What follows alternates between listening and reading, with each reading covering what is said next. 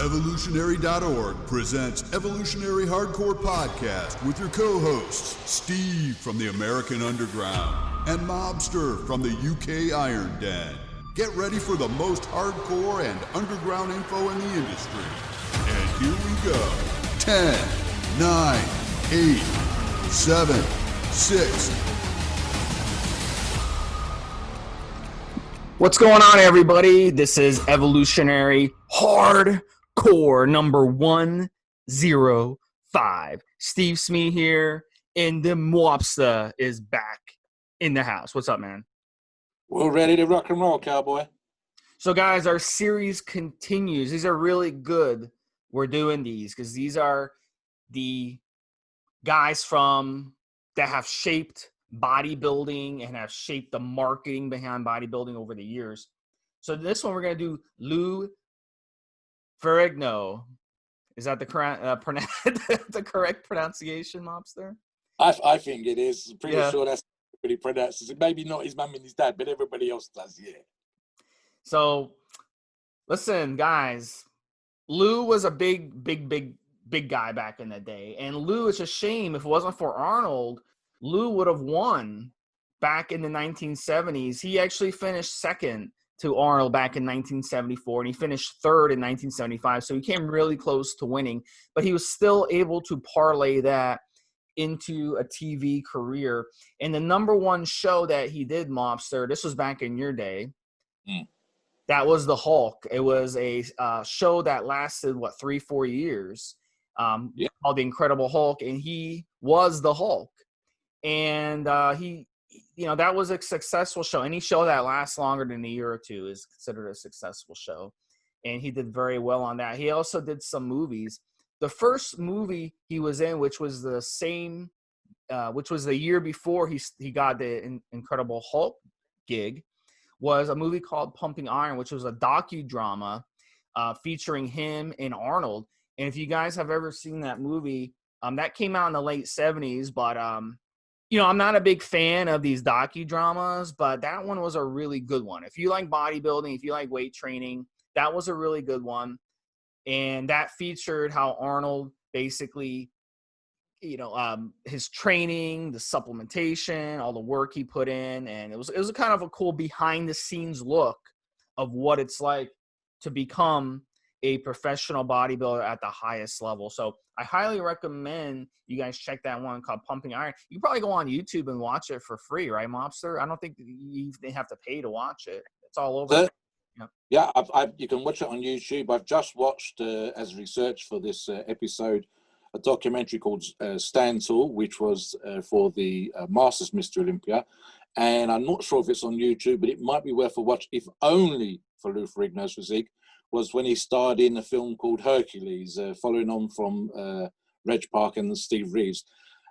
Lou probably looked like Hercules, complete with beard, but I'm sure in the style of most of those movies, the script writing and perhaps the story was rubbish, but Lou certainly looked like a Herculean physique up on the screen. So that might be probably on YouTube, worth searching out for. I doubt even if it made it to DVD. So yeah, there you go, guys.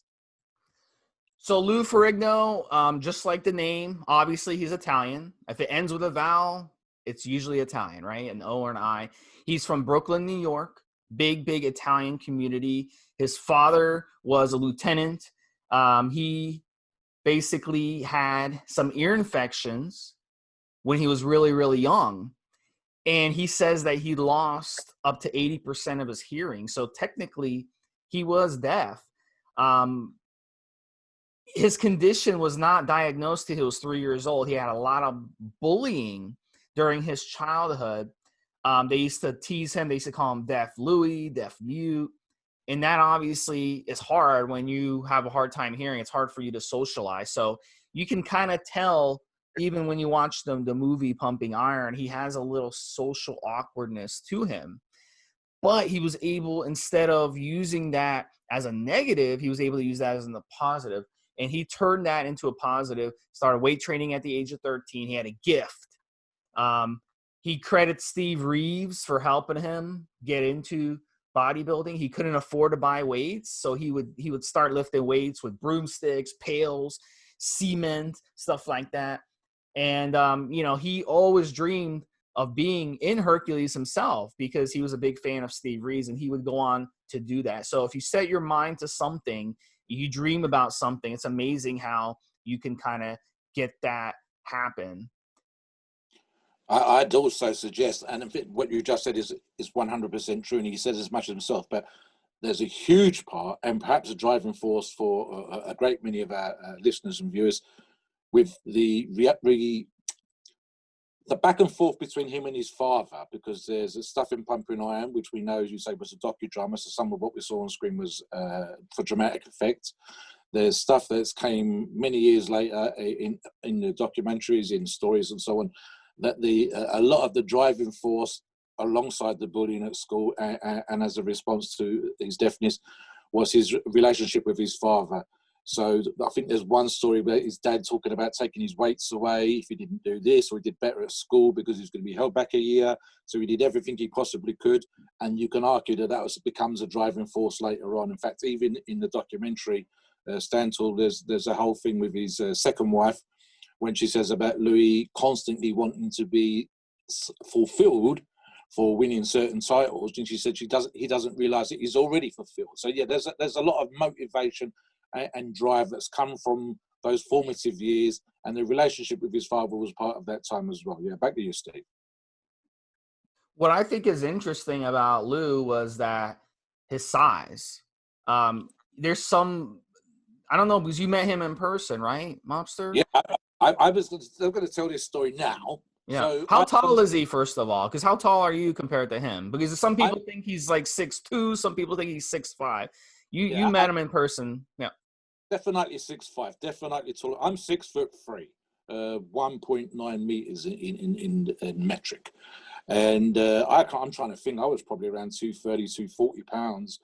Lou at that time was making his comeback to the Olympia stage, which Steve and I discussed, is 1992, when it was reported as being somewhere between 315 and 320 pounds on stage, people. That is a seriously big man, because you're talking about competition condition.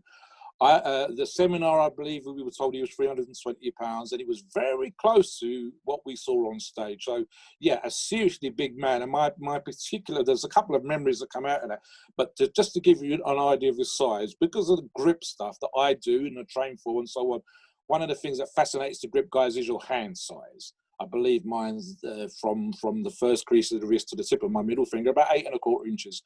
I shook Louis' hand on stage when you're going up there to buy a photograph and, shake the pro's hand and whatever, as you do with these kind of things. And it felt like I was putting my hand into a bucket. His hands, I'm going to be critical, were fucking monumental.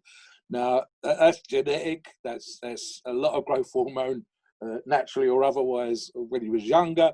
It was seriously, I got big hands, but my hands just fell inside his giant paw. He was wrapping his hand around my hands, and my hands are pretty big, honestly. So yeah, it was a seriously big physical specimen, and we're talking about 45 pounds bigger than when he appeared in the Pumping Iron movie, which I think was 275 pounds. Now, there are some big bodybuilders out there now, but he was ahead of his time for sheer size, and certainly for that kind of size on stage, both in 75 and back later on in 1992. A really, really big physical and lean. We're not talking about strongman size. We're talking about muscular, in shape, with veins, with a tan on, and looking pretty damn good. So yeah, you can't help but be impressed by his physical size. You can argue about his shape and his aesthetics, but his overall impression is, oh my God, this guy is pretty fucking big. So yeah.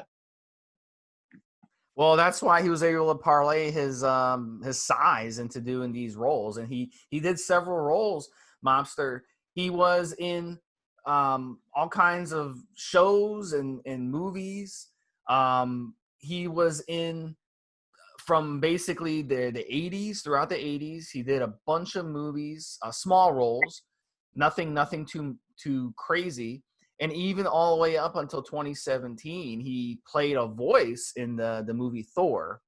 So even his voice is, he's able to monetize even that. So a lot of shows, a lot of cameos in shows.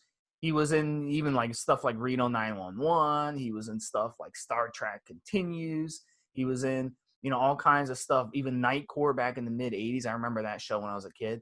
So he was in a lot of stuff. So as Mobster mentioned, he was big in the mid 70s, and then he parlayed that into a television career. But then he came back. I guess the thirst was there. Maybe you can get into why you think he came back. In 92, he came back to the Mr. Olympia, got 12th. In 93, he came back and he got 10th, which was an improvement. That's pretty amazing to come back and then come back again and get even a higher rank.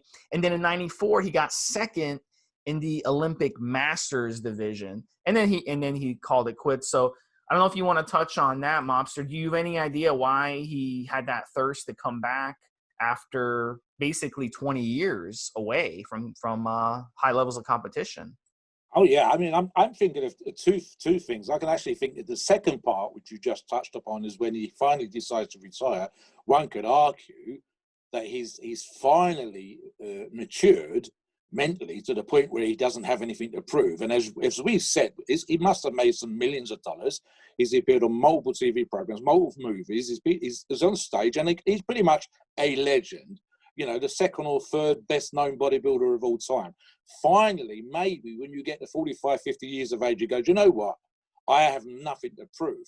But before that, and I can kind of understand this myself as a guy that's, past 50 years of age, I would have said that my physical strength, my greatest power, so to speak, in terms of lifting or whatever else, would have been the late 30s and early 40s. So you go, do you still have something to prove then? There's all the stuff that we've talked about with regards to his background. Is it still there when he's in his late 30s, early 40s, which is about the time that we're talking about? I'm going to say, yeah. So not only that, if he was 275 pounds in 1975, and he finds himself playing the Incredible Hulk at 280, 290, and he's doing seminars at 290 pounds, and maybe slowly but surely he's creeping up to 300 pounds. Maybe he actually realizes, you know what, I'm pretty damn good. And maybe it's about time I step back on stage. He was training at Gold's, he was training at World's Gym. I'm going to say that he's going to be close to 300 pounds, 290 pounds, 300 pounds, and suddenly he starts to think, you know what, I'm probably actually approaching my physical peak. I wasn't quite there in 75, and maybe I damn well need to get on stage. I don't think he needed to be relevant. He was just about as relevant as it's possible to be. So yeah, I can understand that. In terms of my own lifting career or whatever else, I driven to compete, then started winning. You go away, you come back. I'm 56, so last 2 years ago, I think was the last time I competed, and I don't think I was as driven. I don't think I was as hungry, and that showed in the results. I was perfectly fine, got a world record on the second event, did perfectly fine on the first event, and then kind of dropped off the radar after that. And I can see that if my mentality is anything to go by as a measure, as an older athlete, then Louis and other older athletes are going to be in that place. 40 years of age driven, 45 years of age driven, 50. I've got grandkids. It's going to have, grown-up children that appeared in videos and stuff that he's done for training. No longer anything to prove. So I can see the way that we go through this part of our lives and what drives us when we're younger, middle-aged, when we're married, when we've got kids. It changes. And I think maybe in that terms of athletic drive, it's changed. And that's where that's going to come from. We're all on a journey, people, and sometimes it takes us longer to arrive at certain destinations. So yeah, no longer having anything to prove. 56 years of age. Maybe that's what happened with Louis. And I can only think of it in those kind of terms. You got to remember, when he was doing the stuff with Arnold in Pumping Iron, I believe he was in his mid-20s. So, yeah, the way we think then, compared to how we are when we're 50, 55, 56 years of age, completely different. And unless you've done that and experienced it, it's hard for people to understand. You can't write that stuff down. It has to come from experience. So, yeah, I think that's what's happened there, Steve. Yeah, curiosity and, hey, let's see what I can do. And second wave, the second wave action. It's actually arguable. I think he looked better as an older athlete. If you compare even the photographs and the video from Pumping Iron physically, I mean, the cinematography, the cameras will have improved, but I think he looked better as an older athlete, certainly 40 odd years of age, leaner, There's some argument about how well his calves improved, and I'm winking at Steve to demonstrate that perhaps there was something suspect there. But leaner, better lines, better shape, probably better knew himself in terms of his physical training and so on and so forth. And who knows, which we'll get into in a minute, maybe better drugs too. Back to you, Steve. Yeah, I think that was part of the reason too. So let's get into that. I think he was like, wow, look at the stuff out there today. I want to get in on this. So back then, let's start in the mid 70s, Mom. So let's talk about the fun stuff. Let's talk about what we think he used back in the 70s. So, it wasn't a big secret, guys, what guys had access to in those days. D-Bol, Deca, Primobolan. Those were the three that they used. They did not use testosterone very much, if at all, because back then they didn't have any way to block estrogen. So if you used testosterone, you were going to get gynecomastia. You were going to get bloated. They would laugh at you if you went on stage and you had testosterone in your body without an anti-estrogen. They'd laugh at you. This was before this stuff even existed. Nolvadex was around, but no one knew to use it yet. They didn't start understanding about Nolvadex till the mid to late 80s. So, we could speculate, what did he use? A D-Bol. He probably used a bunch of D-Bol, ran that, maybe 30, 40, 50 milligrams a day of that, just a handful of it a day. Deca, 800 milligrams a week, went high on the Deca. It aromatizes only a fourth or a fifth as much as testosterone. So you can get away with blasting a bunch of Deca and get results on it without bloating up, right? The people who blow up on Deca, they stack a lot of tests with it. That's why they blow it up. But if you run Deca by itself with Primo, you're not going to blow it up like that. So, a lot of Deca and a lot of Primo, probably 600, 700, 800 milligrams of Primo even. Back in those days, Arnold ran about 700 milligrams of Primo, 100 milligrams a day. So he probably ran about the same amount.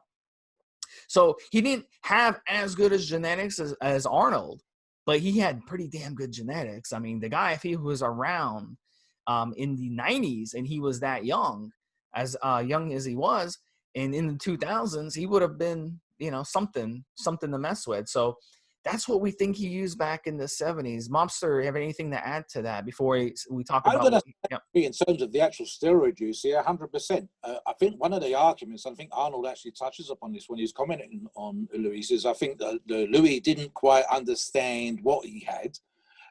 I'd imagine with Louis and the guys that he was hanging around at the time, although they shared some friends, he wouldn't necessarily had access to the same kind of information. This is the advantage that Arnold has, and we discussed this in a previous episode, people.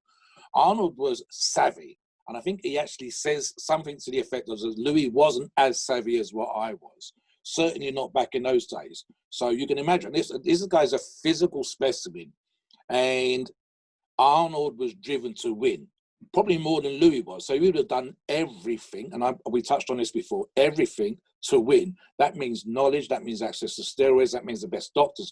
And here's the thing, I think Louis didn't quite think in those terms in 75 or around the 70s.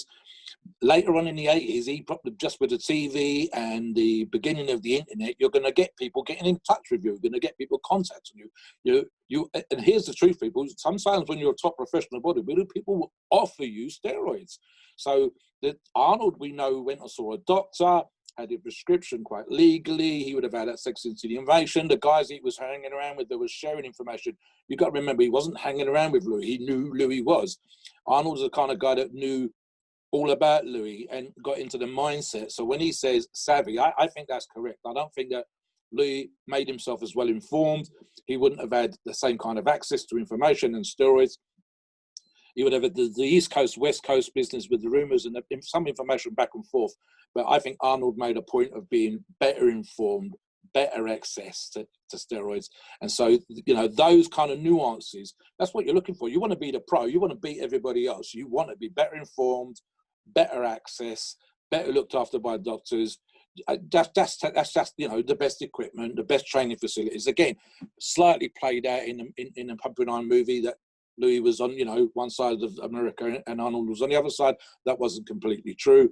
Louis was. In Stanton, he talks about Joe Weider asking him to come over to the West Coast.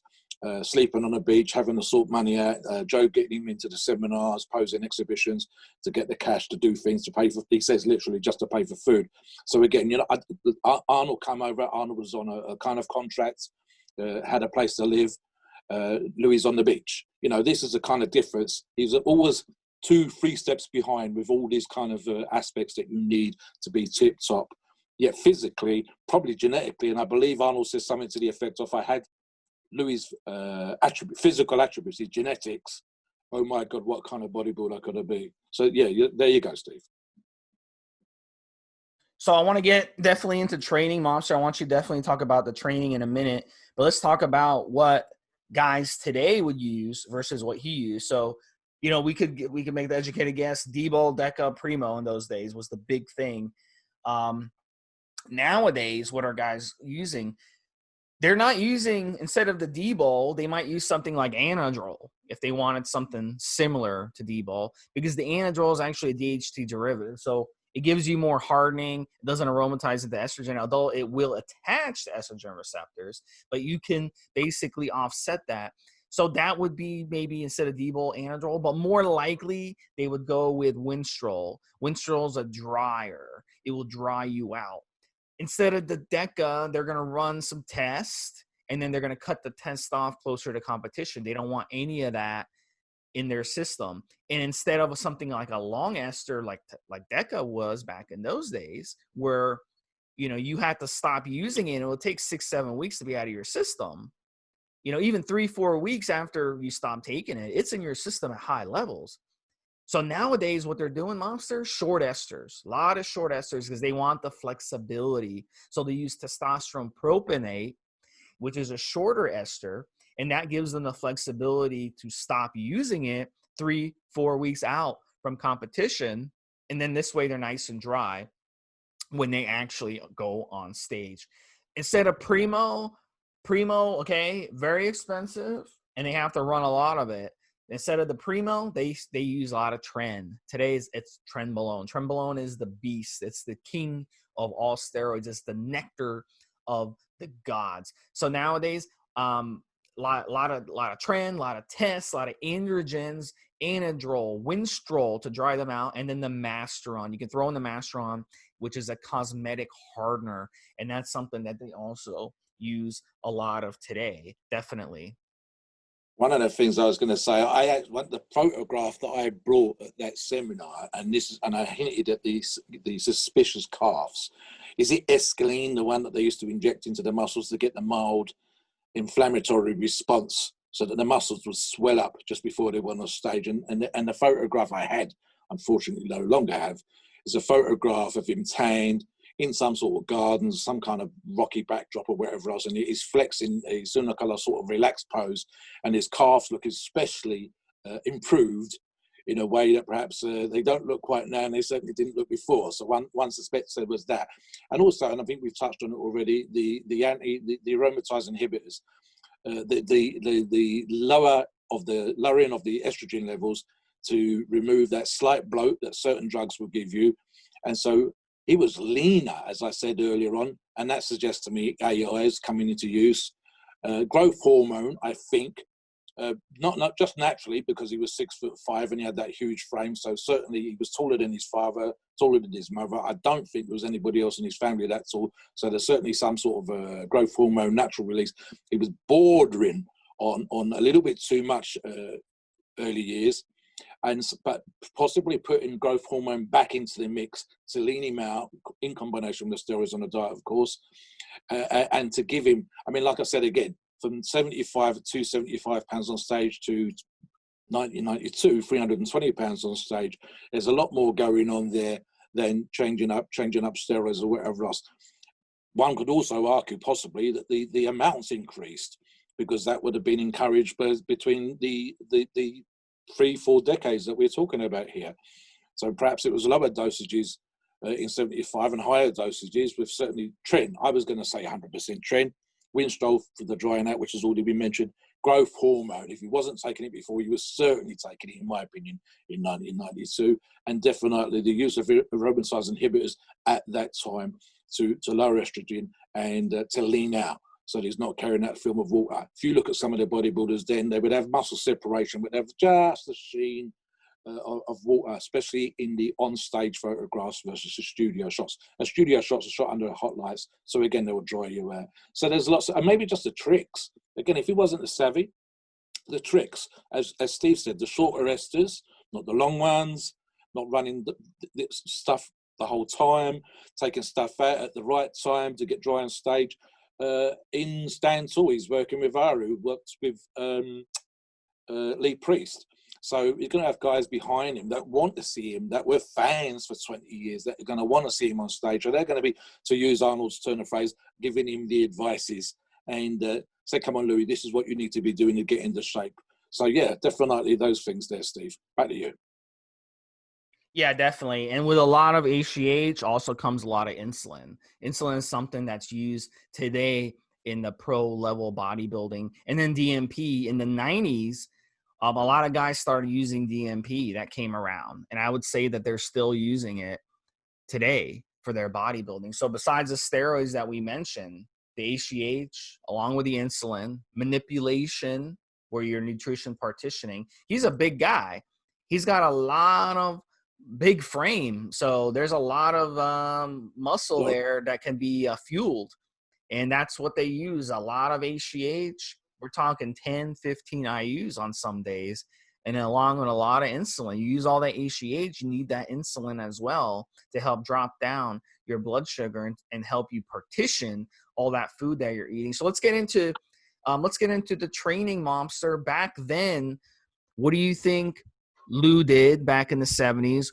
What do you think changed in the 90s and with him? And then what do you think guys are doing today with training? So it's a 3-step question. So this is an interesting one we're doing. We're going to do 70s workout, early 90s, mid 90s workout with Lou, and then what the guys do today. And then what has changed in those 3 steps, you think?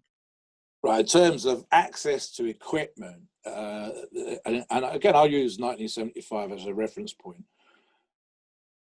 Very basic, very, very basic. So guys, if you go to the late 70s, even to 1970, just thereabouts, the incline bench was sometimes literally a padded piece of wood leaning affixed against the wall. There wasn't an actual seat that you sat on.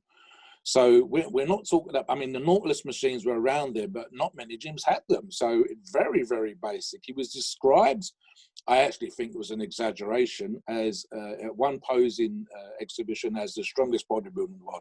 I don't think that was true. Sometimes with the really big, tall bodybuilders, the kind of rangy guys that are trying to fill out their muscle, you think, oh my God, he must be fantastically strong. I don't think Louis was, perfectly fine. But I believe we're talking about some of the fake plate type stuff of photography and whatever else. So he was a strong bodybuilder, but certainly not the strongest. Equipment access would have been basic compared to now. In terms of 82, now we're talking, because 82 is, again, I use Stan Tall as the reference point here. He was training at World's Gym. And we're talking about the World's Gym that Joe Gold started after he sold Gold's Gym, went and did another sailing around the world thing, because that was part of his background, being a sailor, being in charge of a boat. Coming back, realizing he couldn't open another Gold's Gym because essentially he contracted that, being able to use the name. So he set up the World's Gym in Venice Beach, famous, like a church-like atmosphere, again with the Joe Gold hand-built equipment, but with a 20-year difference here with in terms of design quality, materials available, the bearings and so on and so forth, access to equipment. You had one of the things that was very, very nice at World's Gym was he had an outdoor lifting area. And you got some shots from Stan Tall photography where Louis is training both indoors and outdoors on very nice looking, well-made equipment. In terms of the actual training, I'm going to say again, this is access to information. I've got magazines that go back to them, books, DVDs and videos especially at that time that started to come out. So you're getting access to information that you hadn't got. You didn't have to travel around the world to go and see this. It was starting to become available to you. Nautilus machines would have started to have crept into more gyms. Universal was around that kind of time, late 80s, in terms of the more modern equipment. So yeah, definitely an access. I think in terms of a more varied training approach for him then, And of course, what we're talking about at that point is 20 plus years of experience, knowing your body, knowing what can reduce. So, for example, it's hard to say 100%, but I'm pretty sure we're talking about a solo or perhaps a single training partner in the 70s versus him training with multiple training partners, more access to physio, chiro, this kind of stuff. And so the rehab was improved. Ice baths were starting to make their way in at that time. Better access to more nutritious bodybuilding type. I mean, guys, the difference between protein powders in 1970, 75 to 1992 is a world. They got stuff that used to fish. I think one was protein from the sea that Hoffman used to produce in the 70s versus actual proper protein powders and actual better supplements in the 90s, which of course I'm talking about myself starting in 1980, and it's a world of difference in terms of access to that stuff now versus now. That's a whole new ball game. There are bodybuilders now that would go to multiple gyms. Literally, I would go to one gym for legs, another gym for chest, another gym for back, just because the equipment is so good for legs, for back, for chest. And also what we're talking about, touching on back on the pharmaceutical and supplement side, is the ability to, for example, peptides, certain drugs used as pre-workouts, and so on and so forth. So if you were seriously hardcore, unless you've got a great deal of money, you can have all this equipment in one place out of your own pocket, you're going to travel around. I know from experience, both myself from traveling and training in different places when I've had the opportunity, but specifically professional bodybuilders won't actually always train in one gym. They'll go to one gym for cardio, they'll go to another gym because they like training back. And unless they own the gym and can afford to put the equipment in there, that's how they get their stuff done. So, you know, as good as it would have been in 92 for him to train at World's Gym, I could see him, or a bodybuilder now, going to multiple places to train. In terms of the volume, I don't think necessarily that needs to differ. The body hasn't changed. It won't change in 10,000 years. It's certainly not going to change in 20 years. But in terms of how we train it, access to equipment is probably the greater thing. So, for example, multiple different angles that can be changed if you've got the right access. Just as an example, where we are, you've got the local gym by me, and then there's a place which is about 15 to 20 miles away where the owners are fantastic coaches, and they've just changed gyms, a really good varied range of equipment that was getting some professional athletes, bodybuilders and rugby players to go to that particular place. So not only did you have tip-top instruction, you'd have better access to equipment with great angles that were the hand-built by an engineer that I know. And so this is the kind of stuff that we're getting into. I could see that Louis, if he was a 2020 bodybuilder, would be using multiple gyms to get the best access to the right equipment, all the different angles, to bring out all those nuances, to develop the muscle to its absolute maximum. That's without getting into the peptides, that's without getting into pre-workouts, that's without getting into, as Steve said, nutrient partitioning, you know, the post-workout stuff, what to take in the morning, what to take in the evening. The way that we are, I would think actually now, in terms of nutrition, we're way more into the whole food prep and weighing up certain foods, being aware of certain foods causing certain effects on our bodies, allergic responses, all these kind of things. And there are junior novice bodybuilders that have access to information that professionals in the 70s and even in the 90s won't have had access to. Research chemicals that we have access to, literally from the bodybuilder magazines in the UK that I can look up, versus what would have been available in 92 and in 75. And the information that we have in terms of coaching, in terms of how to get the best out of each muscle, is a world ahead of where it used to be in 92, and it's a galaxy across in terms of distance for what would have been invaluable 75. Just literally the physical response that muscles have to stimuli. Our knowledge now is so much greater. What do you think, Steve? Yeah, for sure. Yeah. I think with him, I think if he had the ability, I think that's probably one of the reasons he came back in the early to mid 90s. He realized, he's like, wow, I really didn't know shit back in the 70s. So that's one of the reasons he wanted to come back, just to see what he was capable of doing. And And, you could argue he proved himself. I mean, he got top 10, top 12, and then second in the Masters. So, he there's no telling what he would have done. But I think everybody feels the same way. Arnold was way, ahead of his time back in the 70s. But even him, if he knew what he knows now, I mean, he would have been completely different back then too. So it really is amazing. I think that over time, though, one of the consistent things have been volume. I think the guys understood volume. I think they understood about lifting heavy, building a strong base, starting with powerlifting from a young age. I think when he was 12, 13, he definitely was doing the compound lifting heavy, building that, and then going from there in terms of his bodybuilding career 10 years later. Yeah, this is why I was going to touch on something to that effect. I'm a great one, and anybody that reads my post on the forums will know this is the case. I'm very much a guy that says about basics, brief, brutal, put lots of weight on the bar, and sort those kind of things out before you start getting to the crazy stuff. We sometimes see on the forums guys asking about things that we really think is fine for us to pass on information to. But guys, sometimes you're asking questions, you're kind of getting ahead of yourself. If you're not getting under the bar and, to use the phrase, doing the grind, and we're talking about a 275-pound bodybuilder in 1975, guys, that is still a big man now. 6'5" or not, it's a big man now. So the basics, barbells, dumbbells, incline bench, whatever, he had a 60-inch chest, people. So the basics and the limited access that he had then to supplements and training equipment and everything else, and still built that physique.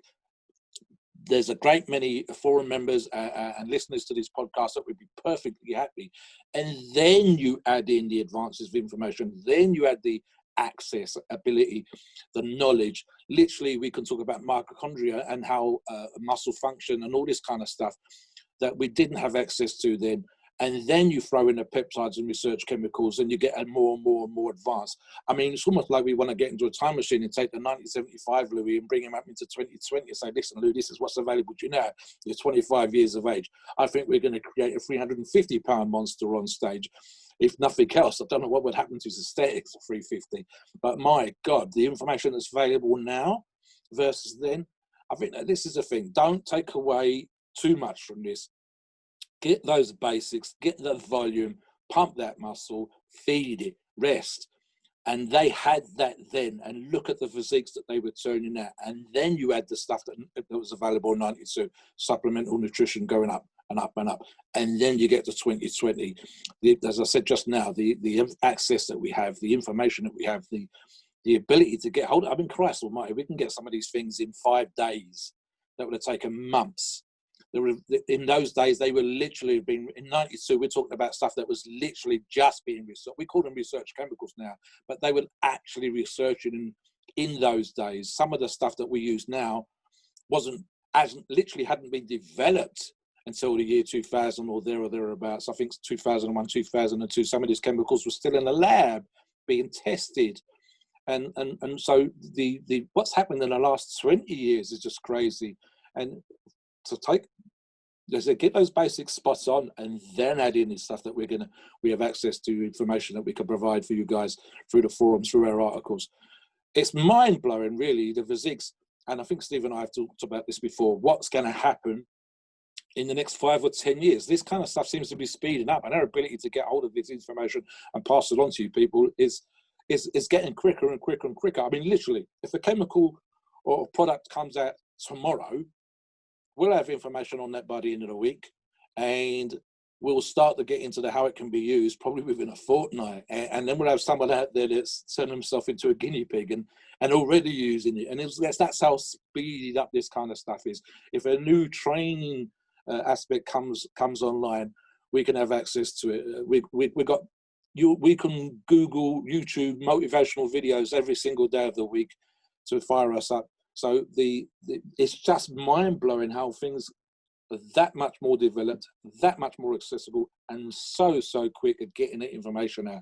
They would have been waiting for phone calls and emails and God help us, telegrams to get some of this information. They would have had to wait for a guy to come from the West Coast, travel back to the East Coast, and then sit down, and if you're lucky, share that kind of information with each other. So this is how much quicker this stuff is, much more accessible, and how much better informed you are. And of course, that's what we bring you on these podcasts and via the forums all the time. Back to you, Steve. Yeah, and I just want to be clear. They lifted heavy, but they lifted smart. And he talks about, if you guys look at his training DVDs, like Stand Tall and some of the other ones, he talks about, he likes the compound lifts. He likes the bench press. He likes the deadlift. He likes the squats. He likes those types of lifts. But at the same time, he warns people, don't overtrain and don't lift too heavy. Don't go in there like a gorilla and throw around 1 or 2 reps on these lifts, because you're only going to injure yourself. So it kind of goes along with what Frank Zane, when I talked to Frank Zane on my podcast a couple years ago on this podcast, actually, he talked about the same thing. So I think that these guys, some of these older guys, really, I'm not sure if they knew that in the 70s or if it's something that they learned over time, but they really do preach, don't overtrain and don't lift stupid. And that's I really think back then they understood that. If you look at the way they were training, they understood that 4 or 5 reps on a heavy lift, even 6 or 7 or 8 reps, there's no need to go in there like a gorilla and do 1 rep to try to show off to other people. That's doesn't make any sense. I don't recall him ever any major training injuries, or we're not talking about any bicep tears, back tears. Certainly the usual aches and pains that come with training, especially when you're in competition mode. Again, Stan Tall has him going to visit a chiro, a physio, to have his get himself ironed out. I've just recalled as Steve was talking there, he actually did compete in a World's Strongest Man, one of the first ones. I think Franco Colombo competed, I believe, a year or two. That might have even been in the same competition. I'd have to double check that, guys. So I said earlier on, they had him down as the world's strongest bodybuilder, which I don't think was the case. But he was invited, possibly as a result of how he physically looked, and certainly possibly as a result of the posed, shall we say, bodybuilding photographs. We're not talking about 5 plates aside on the incline or anything like that, which we can see now with some of the bigger and stronger athletes. But certainly a big physical specimen, and he would have been invited to World's Strongest Man if for no other reason because of that. And so, yeah, it was a strong athlete, but certainly not perhaps exaggerated as the world's strongest bodybuilder. But yeah, he competed in the World's Strongest Man, televised, and I know for a fact that can be found on YouTube. I've seen the video with the famous Zuva plates on the wrist roller and stuff like that. I have a feeling it's because you don't really see, I don't know if Steve just said, too many injuries from that time. You wasn't getting information, certainly, of Arnold straining a bicep or a pec tear.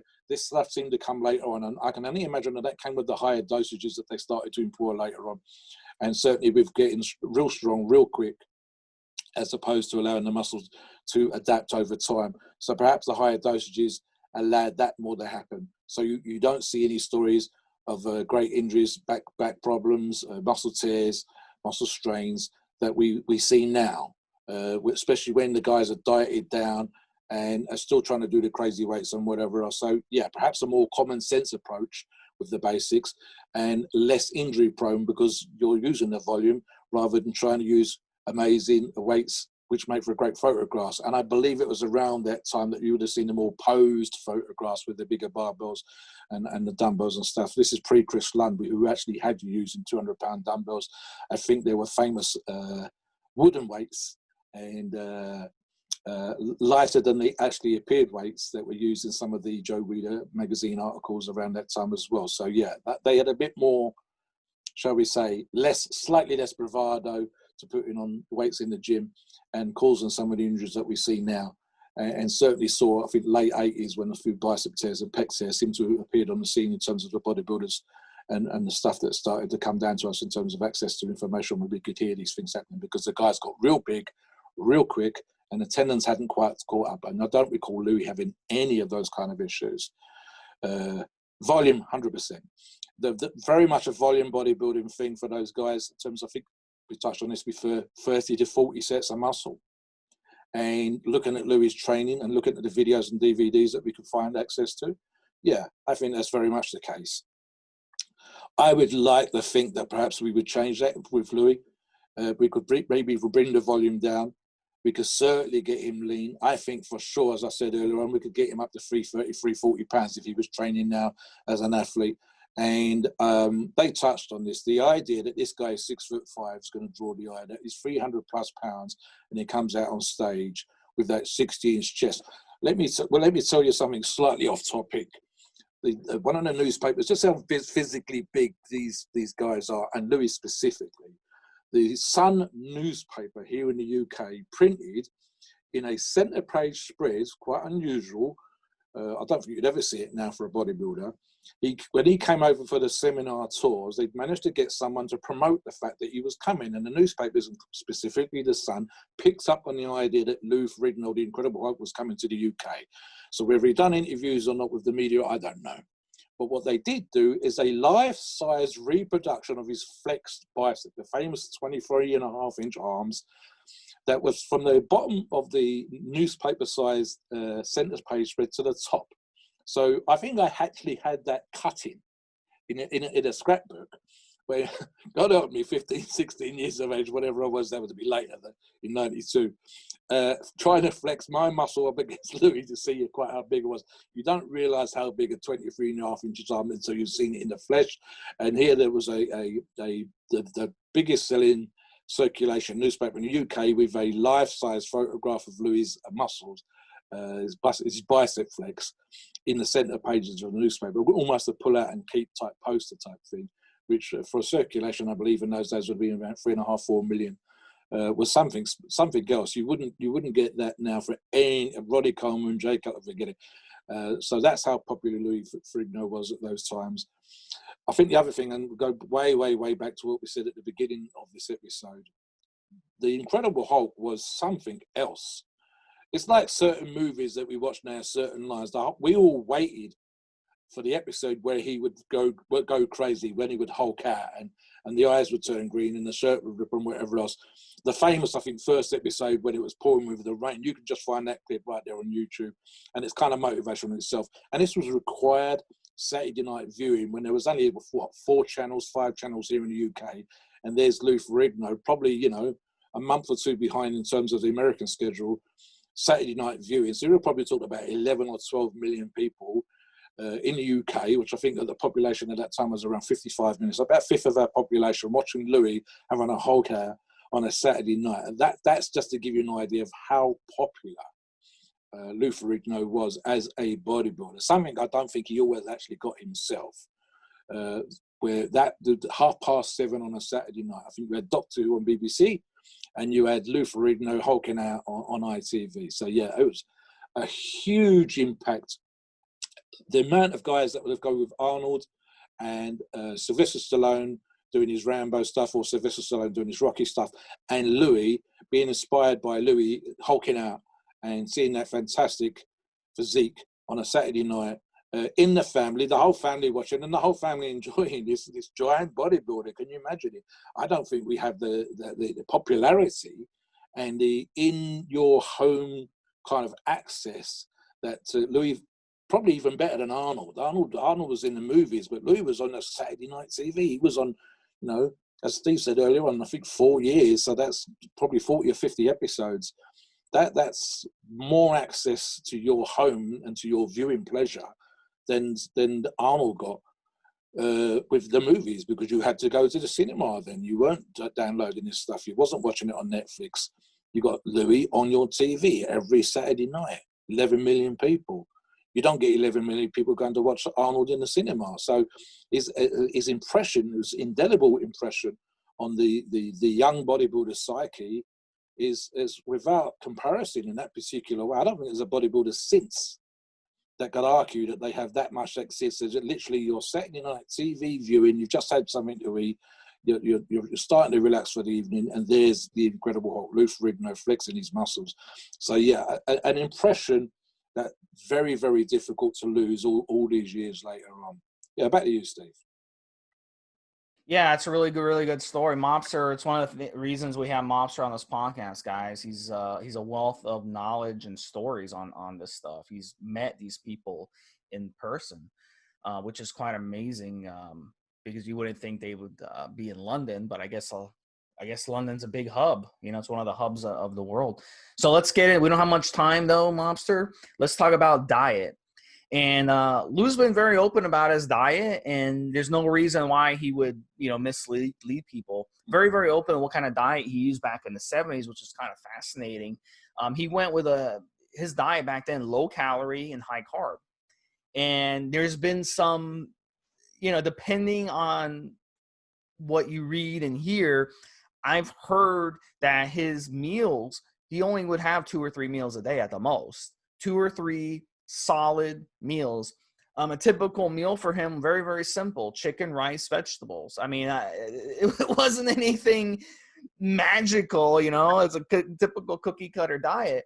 He also loved potatoes.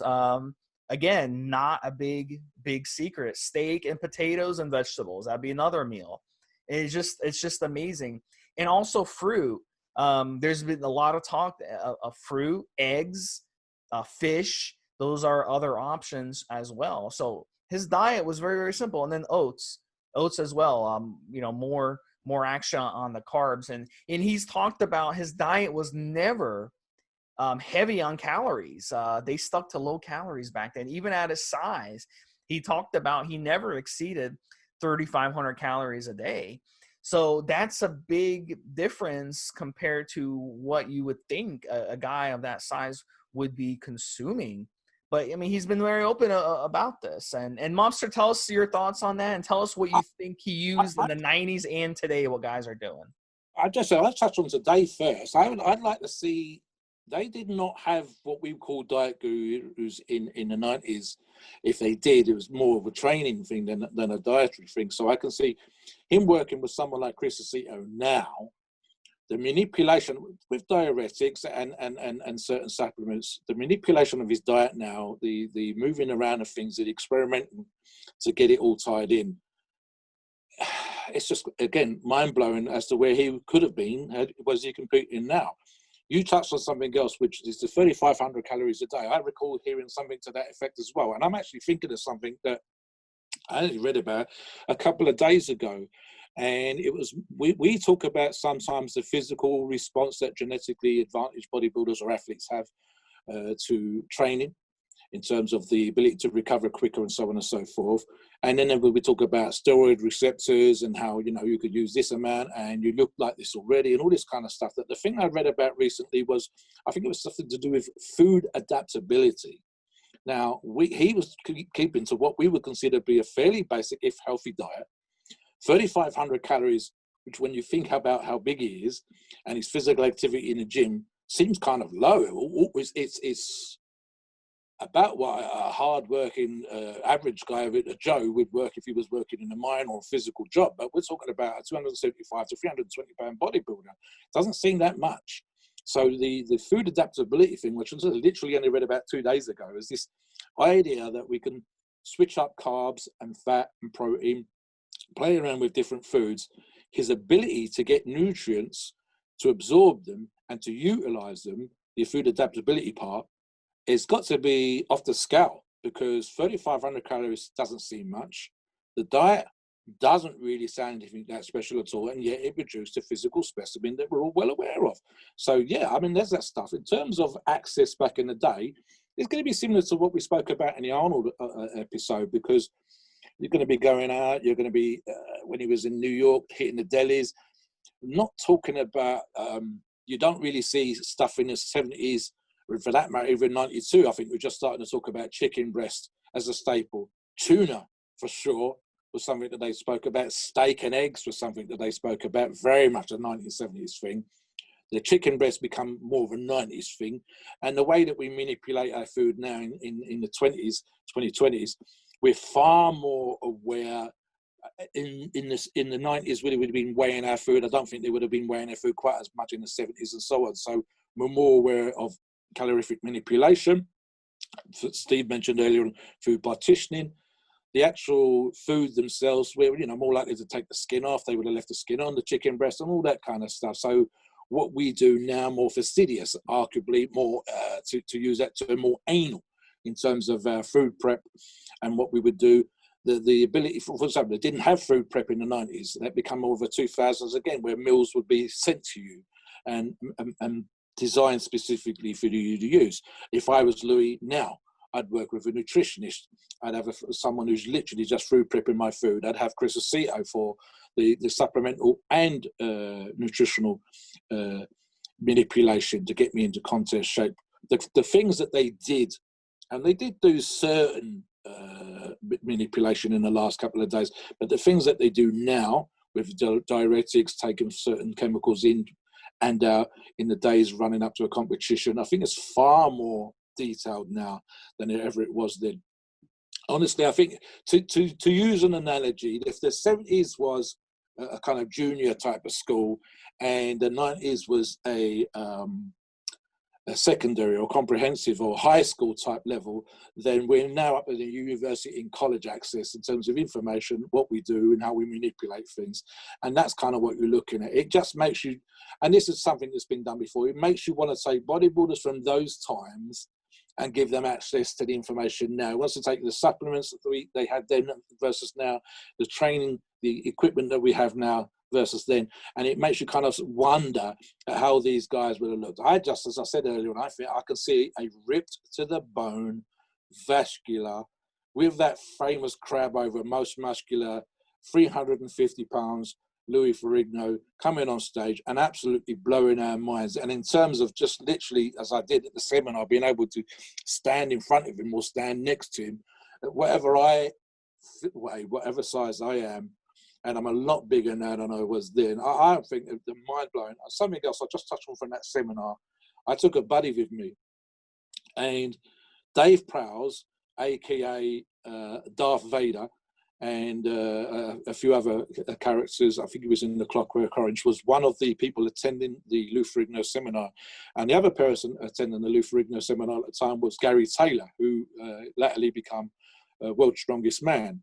So you've got these two guys who were quite high up physically. I think Dave was another 6'5" specimen, and was also represented the UK in heavyweight Olympic lifting. Gary Taylor was a fantastic powerlifter and Olympic weightlifter, and as I said, World's Strongest Man. Now they've come to see Louis.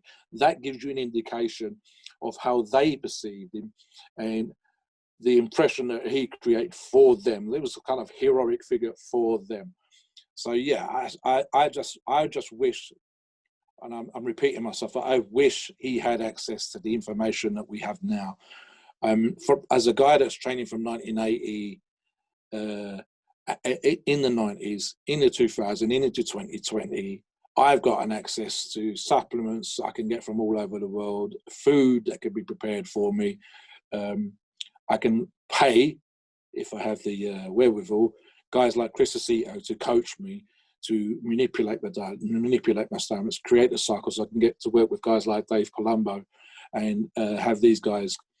I can have my blood analysed. I can have any allergic responses, what works for me then, what works for me now. And I can have all this stuff manipulated. So literally in the last 24, 48 hours of a competition, before I step on stage, I can try at 10s, I can get video stuff, I can do video calls, I can speak to my coach no matter where he is in the world every single day in a way that the 70s and 90s bodybuilders had nowhere, telephone calls at best. We're talking about bleepers and stuff like that, and the early days of mobile phones versus what you can do now. The fact that Steve and I are right now on Zoom talking on different sides of the world to discuss this topic with you is just an indication of how far we've become advanced.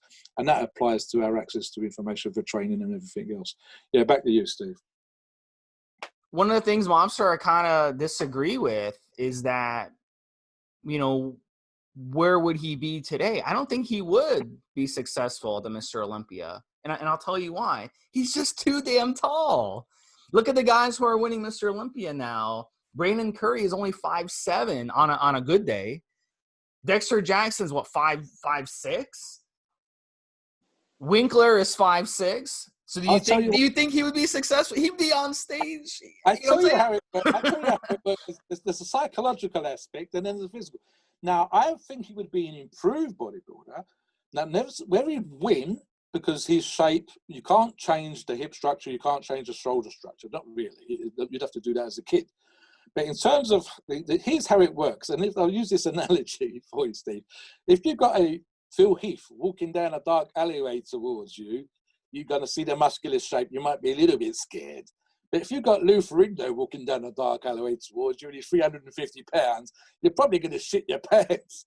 And the argument goes with regards to the taller guys on stage. And I would agree with you in principle. Aesthetically, the shorter guys with the muscle on them, it's hard to argue. And of course, we don't think we've seen any 6 foot plus bodybuilders since Arnold winning the Mr. Olympia. So there's a good reason right there. You gotta give love to us shorter guys, Walter. I'm sorry. We gotta give love to us shorter guys. I'm not gonna I can't. I just want to see him 350 pounds. I don't know necessarily. Yeah. I think he'd have to be closer to 400. Yeah, at his height, right? These guys are 5'6", 5'7", 310. You know what I'm saying? I think it's the human response. If there's other thing where they say with the hairs on the back of your neck stand up. So here you are. Just put me and you in the crowd. We're out there watching this competition, and Phil Heath comes on stage. Let's say he's 5'7", and he's 250 pounds, and he's in condition. The belly sort. There's no shooting belly button or whatever else, and he comes out and you go, oh my God, look how 3D Phil Heath looks.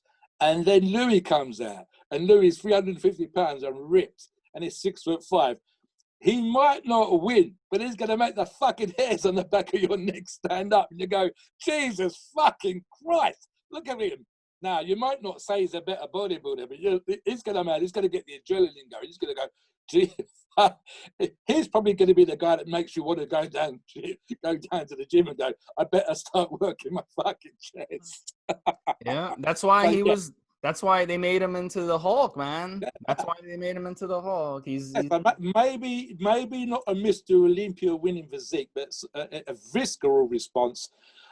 I think that's, as you say, that's what I said earlier. When you see him hulking out, I mean, you watch it now, and the way the shirts tearing and all that kind of stuff still seems very artificial. But you're not thinking that at the time. You're just thinking, Jesus Christ, there's a 23.5-inch arm. It's a 60-inch chest. It's flipping that fucking car over. It's kind of, you can't help but respond in a certain way. So my argument isn't necessarily that he'd be a Mr. Olympia winning physique. I don't think he would be. 350, 400, I don't think he would be. But as a physical specimen, he's gonna elicit a response in you that is kind of primeval, you know. If you're out on the plains of the Serengeti or somewhere in Africa and this giant monster comes towards you, green or otherwise, they're going to be kind of like, I think I might well have climbed back up in the tree and let it go past.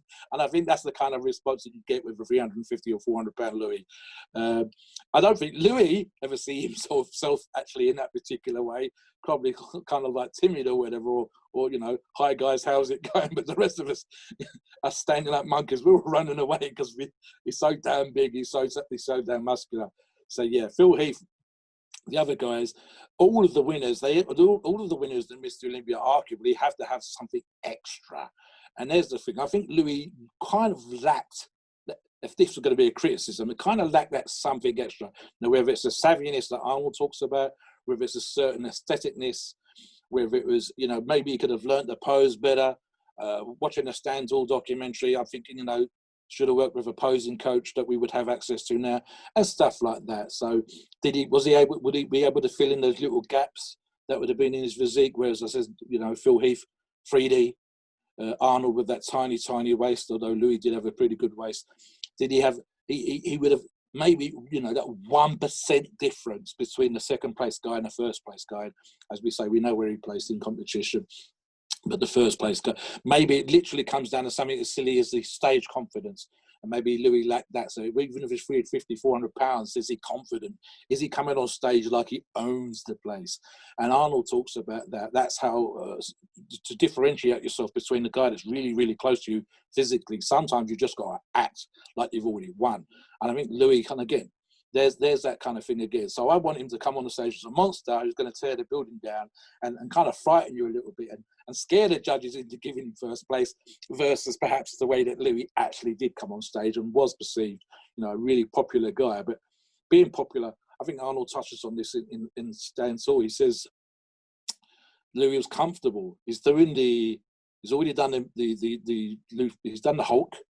He's got money. He lives in a very nice house in a very nice area. And Arnold says something like, he's too comfortable. He needs to be hungry. He needs to be kind of, needing the money for a nice house, needing the money for this stuff, needing to make his name. And he'd already done all those kind of things. So I needed him to be hungry. I needed to be kind of thirsty. I needed him to want to win. And again, maybe that's what Louis lacked, that little edge, that tiny little bit to tip him over, the 1%, the things that drive us, the things that make us come on stage, stamp our feet on the floor, look up and down the line of the other bodybuilders as if to say, what are these guys here for? Why did they even bother fucking turning up? Give me their damn trophy, guys. Stop pissing around. It's that kind of thing. I think Louis lacked that little tiny bit of hunger, despite how he talks. And when he talks about training and winning and whatever else, you always get a sense that he's kind of talking it, but he's not believing it. So, yeah, there's that little bit there. And I think it's the difference. Again, I'll just use myself as an example because obviously I know myself better than anybody. It would be the desire to win and the confidence that I was going to win when I was doing so. When I was smashing the fuck, when I was getting records, there was no doubt in my mind that this was my competition or I'm going to win this event and so on and so forth. And with my impression with Louis, you don't quite get that little bit extra, that kind of last 1% of drive and focus and determination. And more than that, the confidence that I'm going to come on. It's not, let's see what happens. I want to come to a competition and there's no doubt in my mind, no doubt in the judge's mind, no doubt in the audience's mind. In the Masters Olympia, from the Stand Tall documentary, all top three guys, they all get booed, they all get cheered. You kind of want Louis to come out on stage and everybody else goes, right, who's here for second place? We've had that with a lot of the Mr. Olympias of the last couple of years, especially in the first couple of wins. There was no doubt in people's minds that this person had won.